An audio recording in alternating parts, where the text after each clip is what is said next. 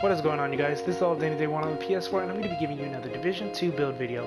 And with this build video I'm going to be giving you is going to be a double LMG raid build. This is going to be a raid build, not necessarily a PvP build, not a Dark Zone build, not really a Stronghold build or anything like that. This is made for the raid. You are going to be stacking a lot of damage to elites. You're going to have a lot of damage just in general, and this build helps out a lot when it comes to just killing enemies or doing a lot of damage to the boss. So right away we're going to go ahead and choose the specializations. So out of the three, you generally would think that you would go with the demolitionist, but you're not, because it's nice that you get that 15% LMG damage though, but you're going to go with sharpshooter. The reason why is because you get an increase in the stability and the recoil by 30%. It makes it very accurate, and then you also get 30% increase in reload speed, as well as that 25% headshot damage. This is just a lot better DPS wise. It's just so much better. And then for the second and the third boss, the X-Stat armor kit supplementary is really nice to have as well. You do repair 50% less armor, but it removes status effects such as burn, poison, bleed for 20 seconds. So if you're fighting Lucy and Buddy, you'll know that Buddy has poison, and he'll apply poison to you if you go near him, and Buddy will apply a burn damage as well if you go near her. And then even in the second boss, that's poison damage over time. You can stop that. And even on the final boss, the yellow dogs, they'll apply bleed, so they'll shoot you with sniper. If that doesn't kill you, the bleed will. So having the X-Stat armor kit supplementary can stop that bleed. But the thing is, I end up switching to survivalist though at the end of the boss. But if you don't have to switch, then I would highly recommend keeping sharpshooter. Now for the build itself, we're going to go ahead and take a look at everything I'm using. So as you can see, I'm using double LMGs. They both have unhinged, but this one has the Allegro on it for the 10% rate of fire. So it boosts my rate of fire from 550 to 605. And then my other one, I'm using the military MK46 with unhinged as well, and it has a 15% weapon handling. Now for the third stat, the third bonus, the third talent is not, I'm not really worried about it, but there is a talent that allows you to, I don't remember exactly what it's called, but it allows you to send shock back to the sender. So for example, if Boomer hits you, if he hits you, that's a shock damage, and then you get shocked for a few seconds. Now if he hits you with that specific talent, it will go right back to him. So I would highly recommend, if you can get that talent, get that talent. Unfortunately, I don't have it, and then so I can't tell you what talent it's called. I don't remember, I just know it's a talent.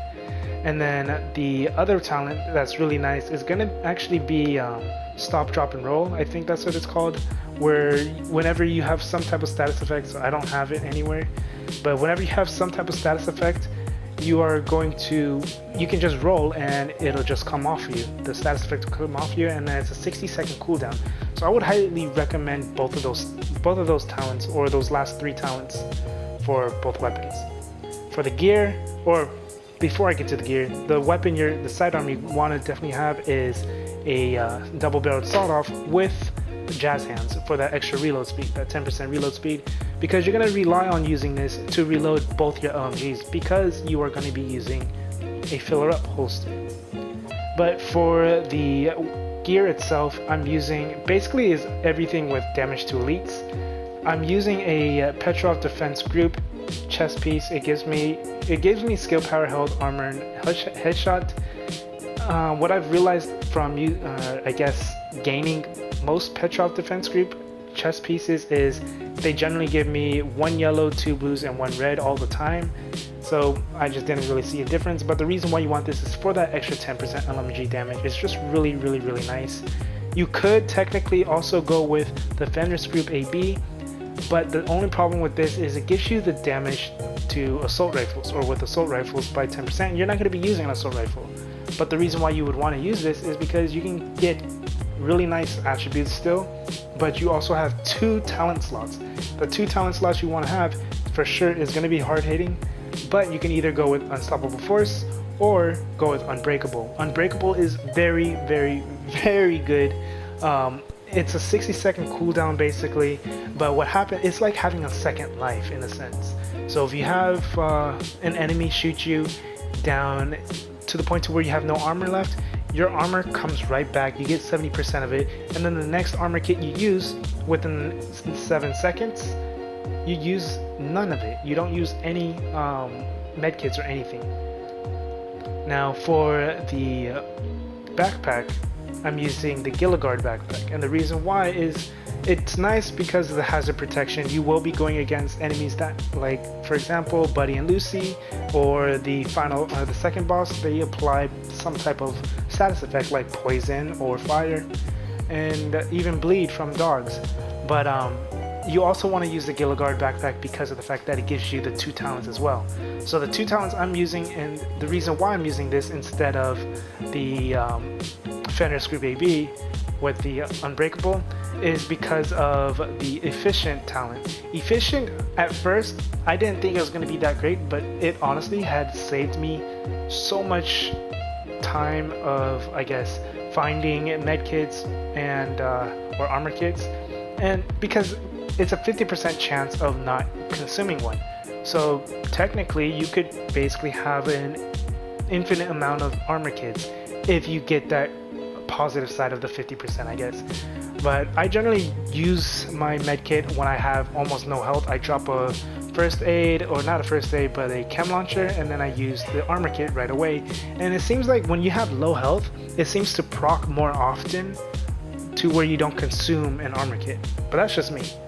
Now stat wise, you want to focus on weapon damage. Just weapon damage and LMG damage in general for double LMGs, or just an LMG build in general if you are playing on console.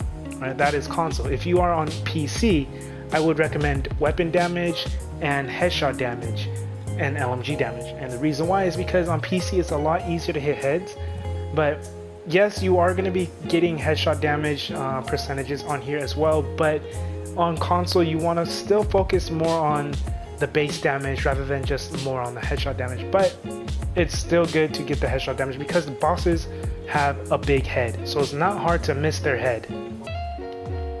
And then for my gloves and my holster, I'm using the Heraldi Holdings, and the reason why is because it gives me more accuracy as well as headshot damage. And then on my gloves, it gave me 11% damage with my LMG, and then I threw on hard hitting for my gloves, the damage to elites.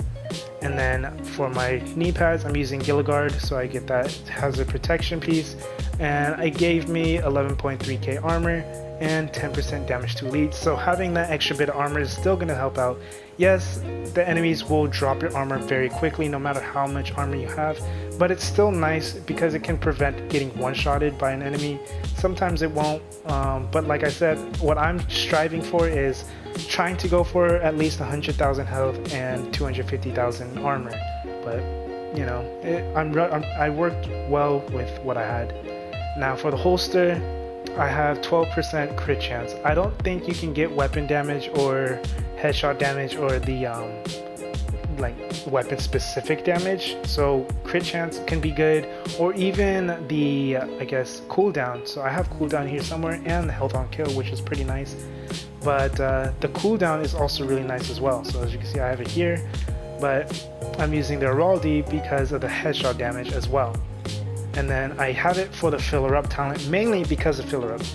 So filler up reloads from empty reloads on weapons, and what that basically means is I'll be using my LMG, and then I'll switch to my other LMG, and once both of them are emptied, I'll switch to my sawed-off, shoot it twice, reload, and then go back to using my LMGs.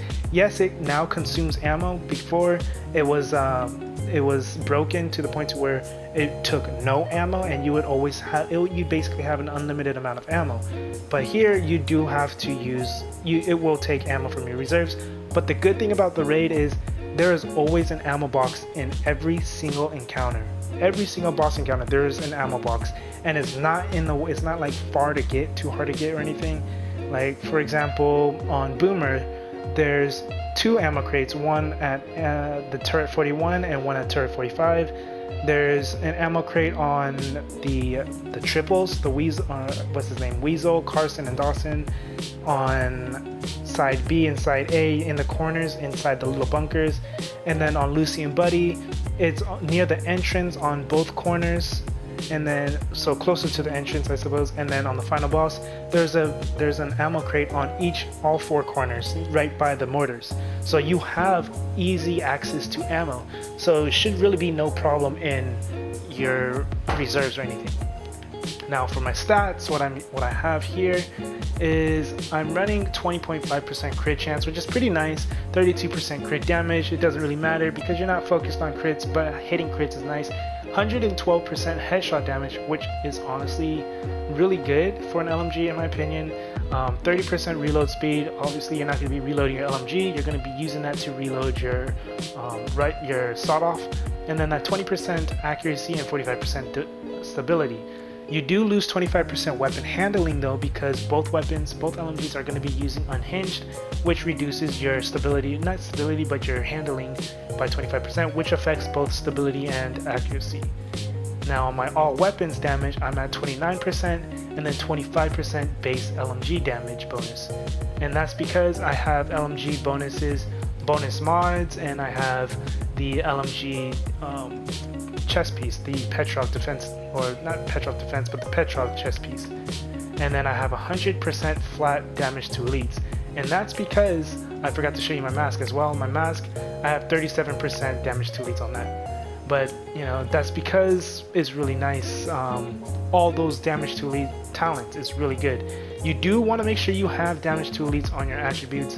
30% and higher is generally what you want to go for, but if you want to try to hit that 100%, then 37% damage to elites is what you're going to need minimum on the attributes, as well as the mods on your weapons. You're going to need that 8%, the XPS 3 hollow sight, which gives 8% damage to elites, and then muzzle brake 5.56, which gives 5% damage to elites. And then I'm using the vertical grip, which gives me 10% accuracy and stability from the calibrated link. I'm using the same mods on both weapons. But yeah, that's pretty much it for the build. I suppose I'm going to go ahead and show you in the shooting range on how well this works out as well. So obviously I'm not in the raid, I'm in the shooting range, but this is still a pretty decent place to test it out. Unfortunately, or not unfortunately, but the enemies in the raid are a lot harder than the ones in the shooting range, because 1, they move around, and 2, they have way more health than the named shooting range boss, elite, whatever you want to call it. They have a lot more, but obviously I'm not in the raid right now, so I can't show you the damage output I can do, but just DPS and the damage last hit is really nice. So I'm gonna go ahead and show you. This is just all straight headshots, so it's not too bad. 151k damage last hit, well, pretty much per headshot, and it was a 709.8k DPS. Obviously, if you have better accuracy and you can always hit the head, then it's going to be much faster. As you can see, I was only doing body shots, 803k DPS. But yeah, as you can see, I'm going to reload my sawed-off. It reloads really quick. Go right back into using your sawed-off, and that's pretty much it. But yeah, if this build helps you out, go ahead and leave a like, comment, subscribe. If you have any questions or concerns, let me know down in the comment section as well. And yes, I will gladly take any suggestions as well in making my build stronger, because I am going to be making my build stronger. I'm not going to leave it like this. This is just what I used in the raid and what I really liked using in the raid. I have a rifle and slash marksman build that is really strong as well for the raid, but you know, I'm not that great with the rifle and a sniper in general. So obviously if you're on PC, it would probably be easier for you, or if you were really good with rifles and marksman rifles on console, then yeah, but I can post that later or something. But yeah, that's pretty much it. There's nothing else I really want to go over. And if this, like I said, if this video helped you out, go and leave a like, comment, subscribe. Any questions or concerns, let me know down in the comment section. This is All Day Day 1 on the PS4. Have a good day, good night, and peace.